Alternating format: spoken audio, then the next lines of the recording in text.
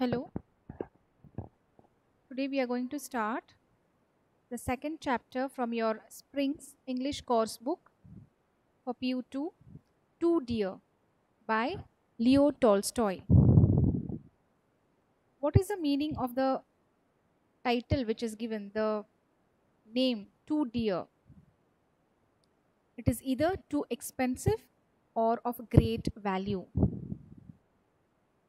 The theme here of this chapter is a theme of modern governance, justice, morality, and power. It is a humorous account of troubles of dealing with a criminal in the kingdom of Monaco. Before we proceed, let's have a look at the author. Leo Tolstoy, 1828 to 1910, was a Russian nobleman and writer. He is considered as one of the greatest novelists of 19th century. He also wrote stories. He is a master of realistic fiction and a well-known epic novels which are War and Peace and Anna Karenina. He was a moral thinker and a social reformer. So let's begin with the chapter.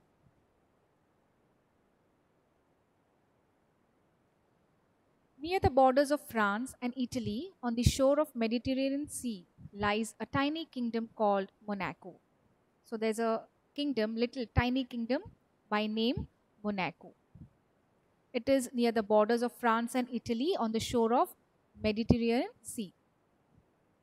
Many a small country town can boast more inhabitants than this kingdom. So here they told that this small country which is in Europe, many small country town can possess, that is boast, more inhabitants, that is the people who dwell there, the native people, than this kingdom, for there are only about 7,000 of them all told.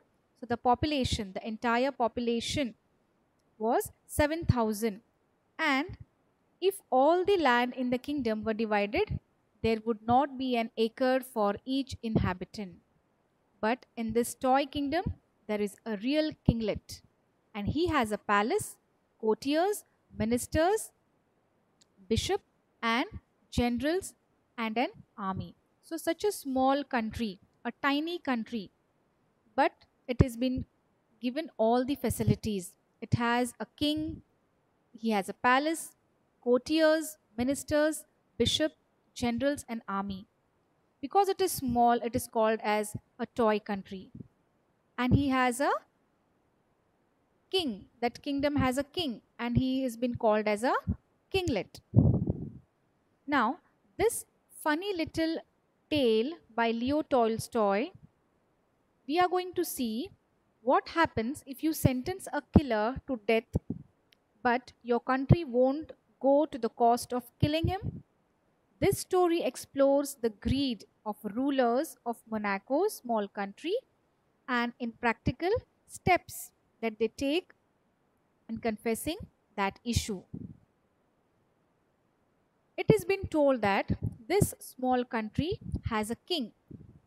This small kingdom is called as a toy kingdom, and he has a real kinglet. And they also said that this kingdom, if divided, it would not be there for an acre for each inhabitant. Inhabitant are the people dwelling there, the native people. It is not a large army, only 60 men in all. So the army which they have in that kingdom, it has only 60 men. But still, it is an army. There are also taxes in this kingdom. So the people have to pay the tax also. A tax on tobacco and on wine and spirits and a poll tax. But though the people they drink and smoke as people do in other countries, there are so few of them that the prince would have been hard to put it to feed his courtiers and officials to keep himself, if he had not found a new and special source of revenue. So, the king here in this kingdom, if he had not found a new and special source of income, he would have been hard to put it to feed his courtiers and officials And to keep himself, he wanted to collect the revenue. That is a source of income. This special revenue comes from a gaming house. So from where does this income come now? It comes to the gaming house. Now what is a gaming house? It is sort of gambling where people play roulette. It's a gambling game wherein a ball is dropped into a revolving wheel with numbers on it. There are some compartments and you have to roll that. That is called as roulette. So this type of game, from there they used to get the revenue, that is the income. People play and whether they win or lose, the keeper always gets a percentage on the turnover. So whether people play, whether they win, they lose it, the keeper there, he always gets a percentage, that is the commission, whatever is his share on the turnover. And out of his profits, he pays a large sum to the prince. So whatever profit he gets, out of that, he pays that sum of amount to the prince of that kingdom. The reason he pays so much is that it is the only such gambling establishment left in Europe. Some of the little German sovereigns used to keep gaming houses of the same kind, but some years ago they were forbidden to do so. So here the author tells that some of the German sovereigns, that is the German kings, used to keep this gaming house for the same kind because they used to get the revenue. But some years ago, they were not allowed to do so. They were forbidden. The reason they were stopped was because these gaming houses did so much harm. It was not safe playing such gambling games. It was not safe on their part. It had so much of risk involved in that. A man would come and try his luck, and then he would risk all that he had to lose it. So people, when they come and try their luck, if their luck clicks, they win. If not, they lose. So it is such a risky game. Then he would risk all he had and lose it. Then he would even risk money that did not belong to him and lose that too. And then in despair, he would drown or shoot himself. Yes, it is told here, if your luck clicks, you are lucky. You get a large sum, you win, and you go happily. But if you lose everything, what is the outcome of that? What is the result? He would just leave that place, he would drown, and then last thing is what? He would shoot himself. That is the outcome of that. So that is a harm which he could cause only because of this gambling game. So the Germans forbade their rulers to make money in this way. So they prohibited, they banned the rulers that they should not make money in such a way. But there was no one to stop the Prince of Monaco, and he remained with the monopoly of this business. So the Germans, they stopped such kind of game because it was very harmful. People started killing themselves. They started harming themselves. But the king did not understand. He was the only person who supported such kind of game because he used to get the money, he used to get the revenue. That was a special source of revenue. And he was the only one person, the monopoly, only one of this business. So now everyone who wants to gamble goes to Monaco, whether they win or lose, the prince gains by it. So the people, even if they come and try their luck, some people lose, some people win. But the king is always on the safer side because he gets its share of revenue. You can't earn stone palaces by honest labor. This is a very important proverb which is given. It's been told here, if you want to live beyond your means, honest labor alone cannot fetch him. That is, if a person wants to live beyond his means honestly, the honest labor alone cannot fetch him enough money for his luxuries. As the proverb says, and the kinglet of Monaco knows it is a dirty business, what is he to do? He knows that it is not safe. He knows the game is, it's risky, it's harming the people. But what he has to do? He has to live. and to draw a revenue from drink and from tobacco is not a nice thing. So he leaves his regents and rakes in the money and holds his court with all the ceremony of a real king. So what does he do? He knows that this is not a nice thing, but still he lives in a royalty, in a good, luxury, and he rakes the money. He collects the money and holds his court with all the ceremony of the real king. You know that a king, when he runs a kingdom in his palace with all his luxury, how is his living? That's what he is called as a king. He has his coronation, that is the crown, the king's crown. His leaves, that is the reception of guests. He rewards, sentences, and pardons. And he also has his reviews, councils, laws, and courts of justice, just like other kings, only all on a smaller scale. So, because the kingdom is very small, he also has it on a smaller scale, but he has it. It's not that the kingdom is very small with low population, he doesn't have anything. He has everything. He has his coronation, rewards, sentences, pardons, council, laws, court, justice, everything, just like the other kings enjoy. Now it happened a few years ago that a murder was committed in a toy prince domain. Domain is nothing but his kingdom. What has happened? A few years ago, that a murder was committed in a toy prince domain, that is in his kingdom. The people of that kingdom are peaceable and such a thing had not happened before. So they say that the people of that kingdom are at peace and such a thing had not happened before. The murder which had occurred, they say, never this thing happened earlier. The judges assembled with much ceremony and tried in the case in the most judicial manner. With all the justice, with all the rules and regulations, the judges came, they assembled, and now they want to sort out the murder case, what had occurred. There were judges, prosecutors, jurymen, barristers. They argued and judged, and at last they condemned the criminal to have his head cut off as the law directs. So all these people came all together, the judges, the prosecutor, juryman, the barristers, everybody. And what did they say? They started denouncing, they started criticizing that the criminal will have his head cut off as the law directs. According to the law, his head should be cut off. So far, so good. Next, they submitted the sentence to the prince. The prince read the sentence and confirmed it. If the fellow must be executed, execute him. So a sentence, that means a note was sent to the prince that so and so thing has happened and we have to cut off the head of the criminal. So the prince read the he read the note which was sent and he confirmed it, and he said that if the fellow have to be executed, that is if he has to be put it to death, you have to kill that person, execute it. There was only one hitch in the matter. What is hitch? Hitch is a sort of a jerk, one problem you can say.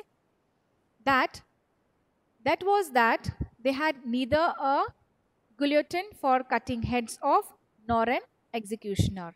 Now what is guillotine? Guillotine is nothing but it's an device for beheading a person by the means of heavy blades that is dropped between the post of serving as guides. So where you need to put your head and there are some blades there, and the blades that is dropped between the two posts. Okay, it is a device for execution, nor an executioner. So both were not available. Now the problem is the ministers considered the matter and decided to address an inquiry to the French government asking whether the French could not lend them a machine and an expert to cut off a criminal's head. So what did they do now? There was one hitch, there was one problem. What was that? They did not have the guillotine for cutting the heads off nor an executioner. So what did they do? They decided to address the inquiry to the French government, asking them whether the French could lend them a machine to cut off the head, or they would have an executioner. And if so, would the French kindly inform them what it would cost? So what is the cost of that? If at all they are lending them for this, what would be the cost? The letter was sent. A week later, the reply came. So after 1 week, the reply came as a machine and an expert could be supplied and the cost would be 16,000 francs. France is the currency of France. So they agreed to the matter which was been told to them, to the French government, and they agreed. They said, yes, we would lend you a machine and we would lend you an expert which we will be supplying to you for this, and the cost would be 16,000 francs. This was laid before the king. Now the king has to decide whether he has to accept it or no. So they went to the king. He thought it over. 16,000 francs. The wretch is not worth the money. They're saying the wretch, that is that miserable person whom we have to execute, the criminal, he is not worth of the 16,000 francs. Can't it be done somehow cheaper? They're saying, why we have to pay so much of amount for that worthless, for that miserable person? Can we have it done for the cheaper rate? He's asking. Why 16,000 francs is more than 2 francs a head on a whole population? The people won't stand it and it may cause a riot. So he's saying it might cause a commotion or it might cause a uproar. So why to spend so much of amount for this criminal? So a council was called to consider what could be done, and it was decided to send a similar inquiry to the King of Italy. Now France is over. Now the similar inquiry was sent to the King of Italy. The French government is a republican and has no proper respect for king, but the King of Italy was a brother monarch and might be induced to the thing cheaper. So the letter was written and prompt reply was received. So now the French government also, they sent a letter, and then the King of Italy also. But somehow they were not happy with the letter which they received from the French government, because they found it too costly, the rate which was sent by them, and they said it was not worth. So immediately they sent a similar inquiry to the King of Italy, and they got a prompt reply from there. The Italian government wrote that they would have pleasure in supplying both a machine and an expert, and the whole cost would be 12,000 francs, including traveling expenses. So the king was so happy. He said, where is 16,000 and where is 12,000? Difference of 4,000. So the thing was, both the machine and an expert would cost 12,000 francs, that too including the traveling expenses. So this was cheaper. But still, it seemed too much for the king. The rascal was really not worth the money. So he's saying that criminal who is there, he's not even worth of 12,000 francs. This is also too much. It would still mean nearly 2 francs more per head on the taxes. Another council was called. Now this is a third council. First one, second one, and this is third. They discussed and considered how it could be done with less expense. Could not one of the soldiers perhaps be got to do it in a rough and a homely fashion? The general was called and was asked, can't you find us a soldier who would cut the man's head off? So in the third council, they discussed, and what was the conclusion they came up to? They said, why can't it be done with a less expense? First 16,000, then the 12,000 francs. That also was too much for that criminal. So he's saying, why couldn't one of the soldiers can get into it and do it? Can't you find a soldier who would cut the man's head off? He's saying, instead of spending so much of money for the machine and for the expert, we can have one of the soldier doing for us, and it would be done with a cheaper rate compared to the previous ones. In war, they don't mind killing people. In fact, that is what they are trained for. So the general talked it over with the soldiers to see whether one of them would not undertake the job. But none of the soldiers would do it. He's saying, in the war, they don't mind killing people. They just go on killing the people. But here, they can take the initiative of doing this also. But when they announced this among the soldiers, nobody was ready. No, they said, We don't know how to do it. It is not a thing we have been taught. Saying we have not been taught to do all these things, and they denied for the proposal which was kept before them. What was to be done? Again, the ministers considered and reconsidered. So they had so many meetings, discussions, and they did not understand what to do now. They assembled a commission and a committee and a subcommittee, and at last they decided that the best thing would be to alter the death sentence to one of the imprisonment for life. So they came to a conclusion. They assembled all the ministers, the committee, the subcommittee, and they came for a conclusion saying that we will alter the death. That is, we won't kill a person, but we will send him for a lifetime imprisonment. This would enable the prince to show his mercy, and it would some cheaper. That means it would be cheaper. The prince agreed to this, and so the matter was arranged. The only hitch now was there was no suitable person for a man sentenced for life. They're saying now we have to search for a man, because earlier they said the criminal has to go under the execution.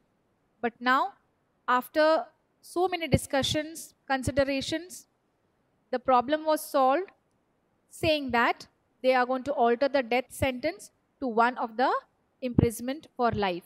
But one more hitch was that there was no suitable person for a man sentenced for life.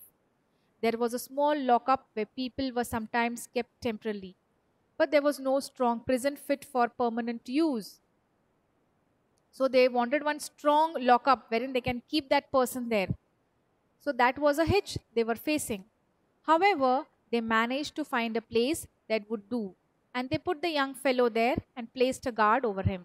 So somehow, after a lot of research, they managed to find a place that would put that person into that lockup.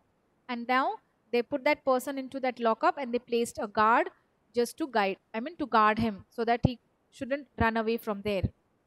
The guard had to watch the criminal and had also to fetch his food from the palace kitchen. So he has to see that he doesn't run away from there.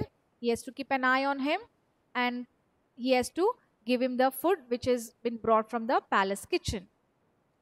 The prisoner remained there. Month after month till a year had passed. So full 1 year, the prisoner was kept in that lockup which they had arranged for the person, the criminal. But when a year passed, the kinglet, looking over the account of his income and expenditure one day, noticed a few new item of expenditure. So you must be knowing what is income and expenditure. You must be learning in your accounts. The income, that is the source, what you get in, and expenditure is the expense, that is the amount which you spend. So as he was just checking, he came across that new items of expenditure. There are so many expenses, some extra expenses he noticed. This was for the keep of the criminal. So initially, when he thought of the machine and the expert, he brought down the cost to such a level that they had to give him a lifetime imprisonment. And now, when he happened to check the income and expenditure, he came across that so much of expense has been made, and that too to keep this criminal. Nor was it a small item either.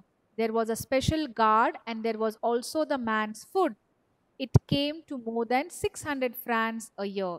See, the amount which he thought of saving, that 16,000 francs and then again 12,000 francs, he thought he has saved the entire amount, and free of cost he's getting all these things done. But later he came to know that the amount which is spent is for the keeping of the criminal, and then there was a special guard, you have to pay the guard also, then the man's food, the guard's food, everything, it costed about 600 francs yearly, that is per year. And the worst of it was that the fellow was still young and healthy. Yes, because he was getting good food from the palace kitchen, and he was totally relaxing into that lockup which wherein they had kept him. So there was nothing bad about it. He was just enjoying that. And then why don't he will have that healthy appearance, so his get-up was young and healthy, and might live for 50 years also. When one came to reckon up, the matter was serious. It would never do. So the prince summoned his ministers and sent to them. What did the prince said now? You must find some cheaper way of dealing with this rascal. The present plan is too expensive. And the ministers met and considered and reconsidered till one of them said, Gentlemen, in my opinion, we must dismiss the guard. So he called all the ministers from his kingdom and he said that this plan, what we have planned, that is, without the machine or the expert to be called, we have put this uh, rascal, that is a criminal, into the lockup, and the guard which has been appointed, it's going too expensive. So we need to come out of that. Then he started having discussion with the ministers. And what did they say? One of them said that, Gentlemen, in my opinion, in their opinion, they have to dismiss the guard. So there is no point of keeping the guard because we are paying the guard, we are feeding him, so the expenses are more. So why not we dismiss him from his job? But then rejoined another minister, The fellow will run away. Well, said the first speaker. Obviously, when you don't have a guard to look after the criminal there, it is a free path to him. He is going to run away. Because of the guard, he has been just there in the lockup. So if the guard only is not there, the criminal would run away from there. So this is one point which came from the ministers. Let him run away and be hanged to him. So they reported the result of their deliberations to the kinglet and he agreed with them. So the ministers went to the king and they told him so and so thing. And what happened? The result was what? The king agreed with them. Let him run. If he runs, he will be hanged. The guard was dismissed and they waited to see what would happen.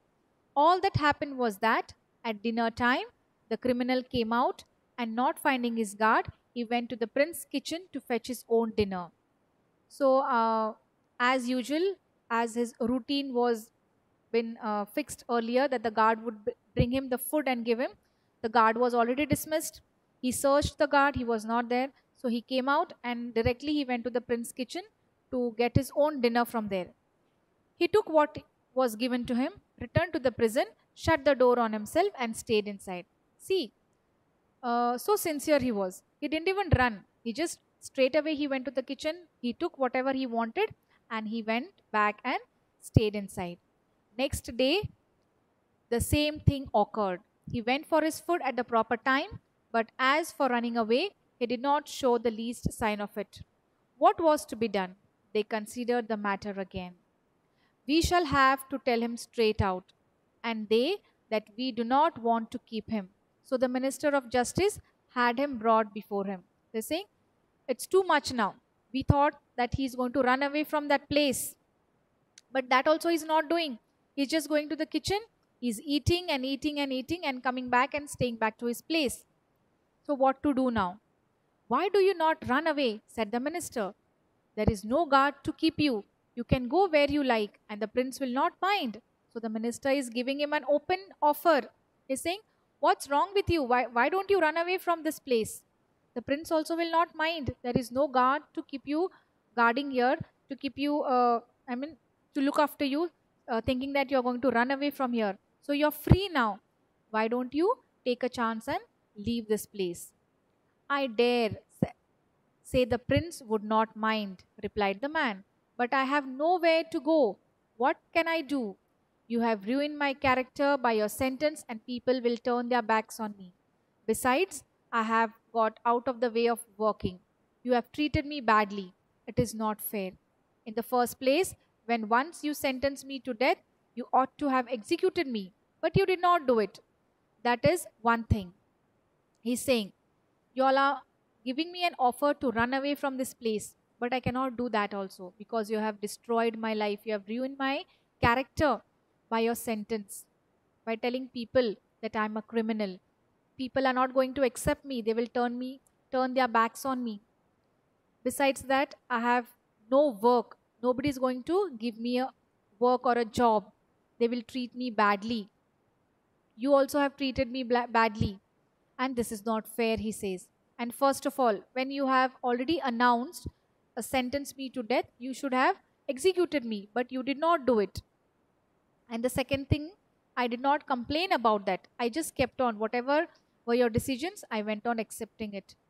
Then you sentenced me to imprisonment for life and put a guard to bring me my food. But after a time, you took him away again, and I had to fetch my own food. So the second thing was you kept a guard. He was looking after me, and now you have dismissed the guard also. So I have to fetch my own food. This is the second thing. Again, I did not complain. But now you actually want me to go. I can't agree to that. You may do as you like, but I won't go away. So he says, first thing, the second thing, and this is the third thing. First thing, you all treated me badly. I kept quiet. Secondly, you all put me into the prison. You all kept a guard to look after me. You all dismissed the guard. I did not say anything. The third thing, you all want me to run away from here, but I will not do such thing now. I cannot agree to all your decisions or to all the thing what you are telling me to do. I won't be doing. Whatever you want, you do it, but I won't go away. This was the final decision taken by that man, that criminal. What was to be done? Once more the council was summoned. What course could they adopt? The man would not go. They reflected and considered. The only way to get rid of him was to offer him a pension. So they reported to the prince. There is nothing else for it, said they. We must get rid of him somehow. The sum fixed was 600 francs, and this was announced to the prisoner. So they did not have any other way. So the Council of Ministers agreed to give him a pension of 600 francs, to which he agreed, and took 1/3 of his pension in advance and left the kingdom to a neighboring country. Quarter of an hour by rail. He purchased a piece of land. He purchased a piece of land and started farming and collected his pension at a proper time. He also gambled a little of his money, and he lived peacefully and well. So whatever he had decided, that was been put forth before the king, and the king agreed to give him the pension, that is 600 francs. So the person left from there to a neighboring country, and he started he purchased a piece of land there wherein he started his farming, and he used to play gambling also, used to gamble a little bit of money, and there he lived peacefully with his pension what he was getting. So it is a good thing that he did not commit his crime in a country where they do not grudge expenses to cut a man's head off or to keep him in a prison for life. So here the author thinks it was a good thing that he did not commit a crime in the country where the government does not hesitate to bear the expense to cut man's head off or to imprison him for life. So this was the end of the chapter. Thank you very much.